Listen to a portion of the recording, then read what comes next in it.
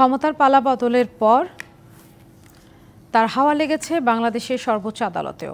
দাবি উঠেছে প্রধান বিচারপতি সহ অন্যান্য বিচারপতিদের পদত্যাগের। এরই মধ্যে নিয়োগ দেওয়া হয়েছে নতুন অ্যাটর্নি জেনারেল। দাবি উঠেছে রবিবার থেকেই সুপ্রিম কোর্টে বিচার কাজ শুরু করার।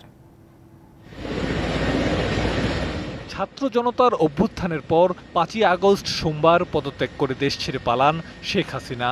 সেদিন বিক্ষুব্ধ জনতার রোষানল থেকে রেহাই পায়নি দেশের সর্বোচ্চ আদালত। ভাঙচুর করা হয়েছে অ্যানেক্স ভবনের সামনে স্থাপিত ন্যায় বিচারের প্রতীক থেমিসের ভাস্কর্য। হামলা চালানো হয় প্রধান বিচারপতির বাসভবনেও। এরপর মঙ্গলবার পদত্যাগ করেন অতিরিক্ত অ্যাটর্নি জেনারেল শেখ মোরশেদ। বুধবার পদত্যাগ করেন রাষ্ট্রের প্রধান আইন কর্মকর্তা AM আমিন উদ্দিন। বৃহস্পতিবার আরও 2 অতিরিক্ত অ্যাটর্নি জেনারেল SM মুনির ও মেহেদী হাসান পদত্যাগপত্র জমা দেন। বৃহস্পতিবার নতুন অ্যাটর্নি জেনারেল হিসেবে অ্যাডভোকেট মোহাম্মদ আসাদুজ্জামানকে নিয়োগ দেন রাষ্ট্রপতি।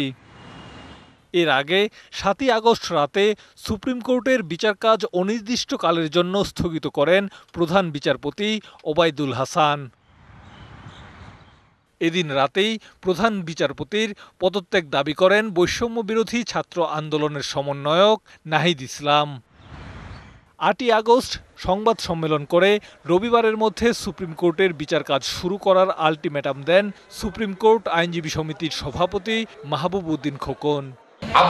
বিতর্কিত অতিরিক্ত আওয়ামী লীগ রাজনীতির বিচার যারা করেছেন হাইকোর্টের অতিরিক্ত বিতর্কিত তাদেরকে বাদ দিয়ে আগামী রোববার জন্য আমাদের দাবি সুপ্রিম কোর্টের হাইকোর্টের আবেদন।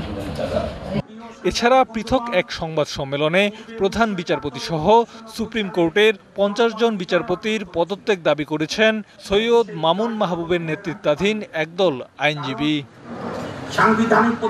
Nabil Jahangir, DBC news, Dhaka.